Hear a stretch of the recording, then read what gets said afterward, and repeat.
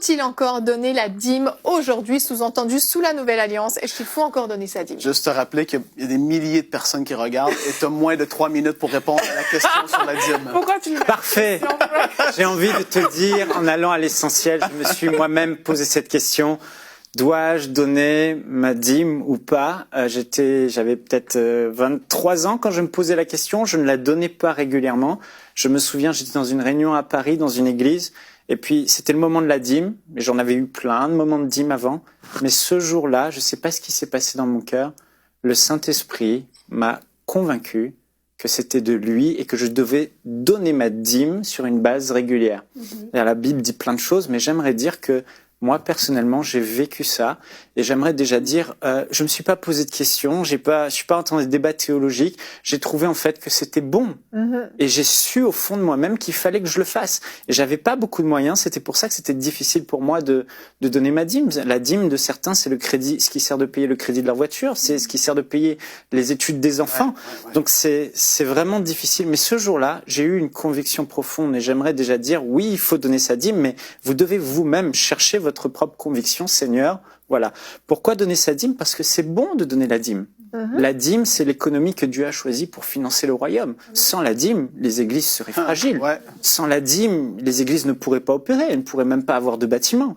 Sans la dîme, c'est la stabilité même de l'église. Donc, c'est une bonne chose, c'est bon, c'est agréable et parfait. Et je trouve que c'est une idée de génie de Dieu que d'avoir instauré que la dîme donne 10%, Michael 10%, parce que non seulement on le fait pour le royaume de Dieu, ça va financer le royaume de Dieu, mais en plus Dieu, la Bible dit dans la Nouvelle Alliance que Dieu n'est pas injuste pour oublier l'amour que nous démontrons pour son œuvre en rendant des services, en ayant rendu des services et en rendant des services aux saints. Donc Dieu n'est pas injuste, donc quelque part Dieu va nous récompenser ici-bas et dans l'éternité. Donc c'est clair que quand on donne, Dieu nous bénit en retour. Donc ça, c'est clair. Alors, pourquoi les gens, en fait, se posent cette question? C'est parce que ça coûte. Ça coûte de donner la dîme. Et si c'est pas un péché de ne pas la donner, si c'est pas obligatoire, si c'est pas une désobéissance à Dieu, alors, bon, j'aimerais peut-être ne pas donner tout le temps. Mais c'est ça la question. Mais j'aimerais dire que c'est justement parce que ça coûte qu'il faut donner sa dîme. Si plus ça va vous coûter de faire une offrande à Dieu, plus vous devez la faire.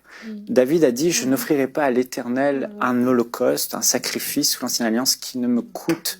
Donc, c'est bon quand ça coûte. Quand ça coûte, c'est là que Jésus pose son regard sur toi. Quand ça coûte, c'est là qu'il y a la foi. Si tu donnes sans que ça te coûte pas, il n'y a pas la foi. Et cette femme est venue, elle a donné peu de choses. Mais Jésus a vu ça. Alors, j'aimerais dire, Dieu nous a rachetés au prix non pas de l'or et de l'argent corruptible, périssable, mais il nous a rachetés au prix du sang de Jésus-Christ, le sang de son propre Fils. Est-ce que le sang de son propre Fils, son sacrifice versé, ne vaut pas qu'on lui donne chaque jour du temps? Oui. Est-ce que ce sacrifice et cet amour qu'il a eu pour nous, ce roi qu'il est pour nous, ce Seigneur, ce Sauveur, ne mérite pas qu'on lui donne ne serait-ce un minimum de 10%. Si, en fait, en réalité, il mérite plus. Et si on regarde vraiment sur ce que dit la Bible depuis la résurrection de Jésus et l'Église primitive sur les finances, les gens donnaient bien plus que leur dîme. Ils donnaient leur maison, leur champ, tout leur superflu était donné.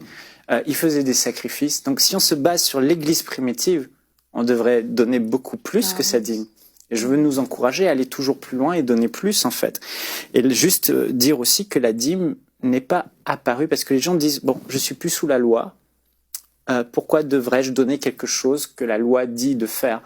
La dîme n'est pas apparue au moment de la loi, elle est apparue avant, au temps d'Abraham. Quand Abraham a vu Melchisédek, qui est un type de Christ, il a eu à cœur d'honorer Melchisédek. La dîme, c'est un acte d'adoration, et il lui donna la dîme de tout. Tout. Il aurait pu faire autre chose, mais il lui a donné la dîme de tout. Jacob, à Bethel, a eu à cœur aussi de donner la dîme. C'est venu de leur plein gré, c'est venu d'une inspiration du cœur, même peut-être de la tradition de l'époque, mais c'était une manière d'honorer Dieu. Et je dis, mais 10%, c'est le minimum. Il faut qu'on fasse le pas de foi. Il faut plus qu'on se dise, est-ce que c'est biblique ou pas de donner la dîme? Non, c'est bon, l'Église en a besoin, l'œuvre de Dieu. Et on devrait même donner le plus, tout ce qu'on peut donner, on doit le donner. Avec sagesse. Avec sagesse, oui. Et c'est là que, voilà, donc si c'était avant la loi qu'il le faisait, après la loi, il faut encore le faire. Et j'aimerais juste dire aussi que Jésus n'est pas venu abolir la loi, Amen. il est venu l'inscrire dans nos cœurs. Avant, les gens appliquaient la loi par intérêt. Il faut, c'était intellectuel. Jésus est venu changer ça. Il a changé notre cœur, il a révolutionné et il a mis de l'amour en nous pour qu'on donne avec amour.